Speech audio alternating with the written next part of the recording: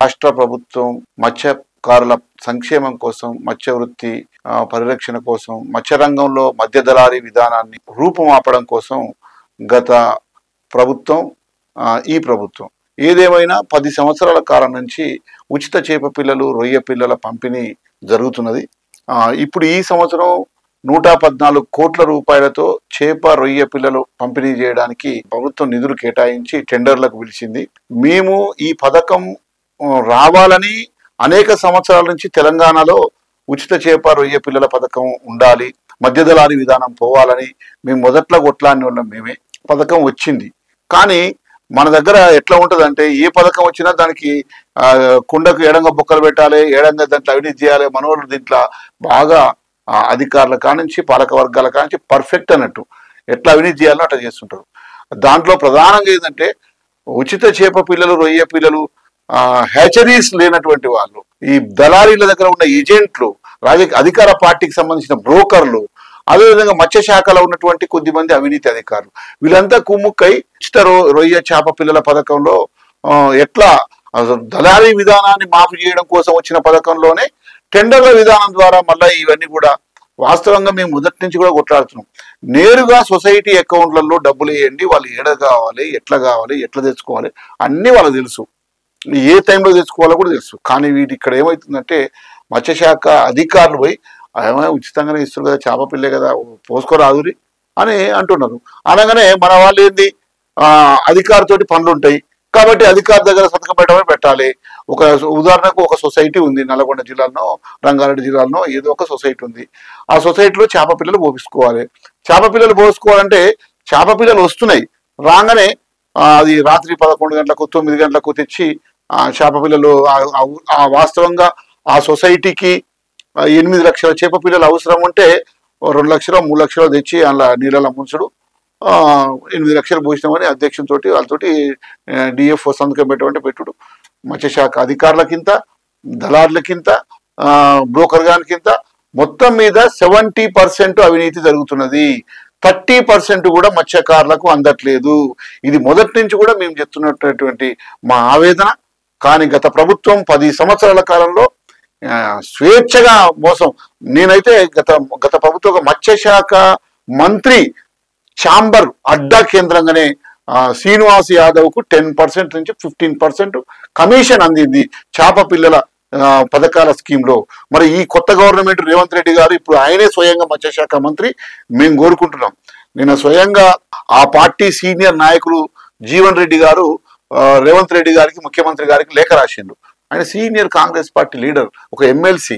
ఆయన ఏమని రాసిండు, దీంట్లో అవినీతి జరుగుతున్న మాట వాస్తవము కాబట్టి ఈ ప్రభుత్వం వెంటనే ఆ టెండర్లు రద్దు చేసి నేరుగా సొసైటీ అకౌంట్లలో 114 కోట్ల రూపాయలు ఏ సొసైటీకి ఇప్పుడు 10 ఏళ్ల నుంచి రాష్ట్రంలో 6200 సుమారు సొసైటీలు ఉన్నాయి, 6200 సొసైటీలు ఉన్నాయి. ఏ సొసైటీకి ఎంత చేప పిల్లలు పంపినరో 10 ఏళ్ల లెక్కలు ఉన్నాయి కదా, దాని ప్రకారంగా ఇంకో కొంచెం ఎక్కువనే వేసి పంపండి. వాస్తవంగా వాళ్ళు ఖచ్చితంగా చేప పిల్లల కోడు, రేటు, ధర అదంతా తెలుసు కాబట్టి దాని ప్రకారంగా ఆ చేప పిల్లల ఆధారంగా ఆ ప్రతి సొసైటీకి రాష్ట్రంలో అకౌంట్ ఉంది, బ్యాంక్ అకౌంట్. వాళ్ళ అకౌంట్లో నేరుగా డబ్బులు పోవడం వల్ల అసలు అవినీతే ఉండదు. ఎవరి ఉద్దేశం కోసం, ఎవరి కోసం అయితే ఈ చేప పిల్లలు, రొయ్య పిల్లలు ఉన్నాయో వాళ్ళ అకౌంట్లో డబ్బులు పడితే నేరుగా న్యాయంగా, నిజాయితీగా ఇది జరుగుతుంది. మన వాళ్ళు ఏంటంటే అధికారులు, ఇప్పుడు ఒక సామెత ఉన్నది, ఆ ఊర్లే దొర మాట్లాడిన మాట ఆ ఊరు పాలేరు దాకా ఆ ఊరు జనానికి అందరికి కూడా వెంటనే పబ్లిసిటీ అవుతుంది. కానీ ఒక బాధితుడు, అణగారిన వర్గాల వాళ్ళు మాట్లాడితే పక్కింటి కూడా పట్టించుకోడు.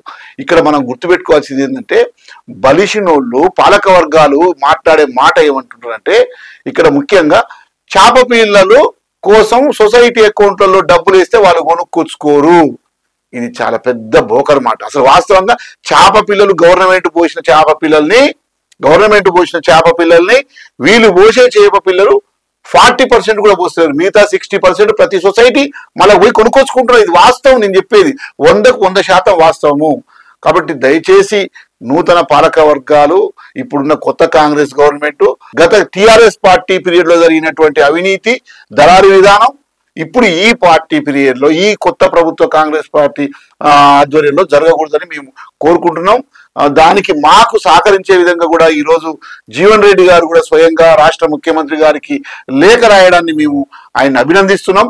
అదే విధంగా నేను అడుగుతున్నా, మత్స్యకారుల సొసైటీలు మా వాళ్ళందరూ కూడా అదే కోరుకుంటున్నారు. మాకు నేరుగా సొసైటీ అకౌంట్లలో డబ్బులు వేయండి అని అన్ని సంఘాలు అదే కోరుకుంటున్నాయి, కుల సంఘాలు అదే నాయకులు కోరుకుంటున్నారు.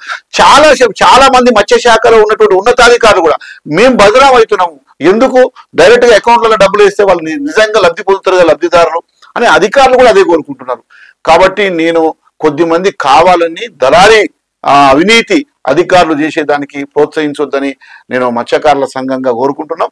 ఎందుకంటే ముఖ్యంగా సీడు క్వాలిటీలో మోసం జరుగుతున్నది, క్వాంటిటీలో సంఖ్యలో మోసం జరుగుతున్నది.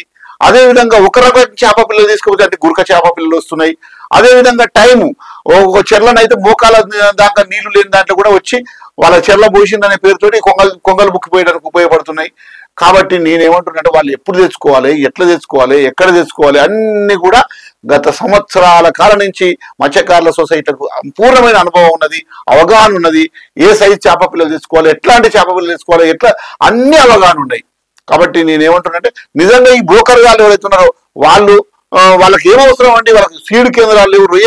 బ్లూ స్కాంబీ అనేటువంటి రొయ్య పిల్లలు తేవాలని గవర్నమెంట్ పెడితే రొయ్య పిల్లల దాంట్లో మాత్రం రొయ్య పిల్ల కాంట్రాక్టర్లు పోయినసారి వాళ్ళు చేసినటువంటి వాళ్ళకి డబ్బులు ఇస్తారా ఇయ్యరా అసలు ఇయ్యకపోయినా పర్లేదు, ఎందుకంటే ఈ నెల నుంచి తినరాలు బుక్కిర్రు ప్రజల డబ్బులు. కాబట్టి నేను బ్లాక్ లిస్ట్ లో పెట్టాలి.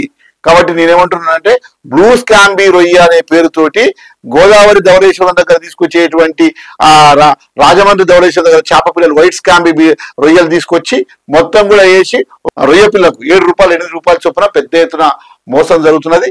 దయచేసి నూతన పాలక వర్గం కాంగ్రెస్ ప్రభుత్వం రేవంత్ రెడ్డి గారు, నేను మత్స్యకారుల సోదరులందరినీ కూడా కోరుకుంటున్నా, అయ్యా మిత్రులారా మత్స్యకారుల సోదరులారా, మీరందరూ కూడా మీ స్థానిక ఎమ్మెల్యేలను, స్థానిక ఎంపీలను, స్థానిక మినిస్టర్లను మీరు సొసైటీల నుంచి వెళ్ళి ఏ జిల్లాకు ఆ జిల్లా మీ స్థానిక జిల్లాల ఎమ్మెల్యేల దగ్గరికి వెళ్ళి మాకు సొసైటీ అకౌంట్లలో డబ్బులు వేయాలని చెప్పి సంఘాల వారీగా, సొసైటీల వారీగా, యూనియన్ల వారీగా పేపర్ స్టేట్మెంట్లు ఇవ్వండి. మీ సొసైటీ లెటర్ ప్యాడ్ల మీద రాసి మీరు ఎమ్మెల్యేలకు వినతి పత్రం ఇచ్చి మా అకౌంట్లలో డబ్బులు ఏమనండి, అవినీతి జరుగుతుంది. ఎందుకంటే మనం స్పందించకపోతే ఇంకోటి స్పందిస్తారు.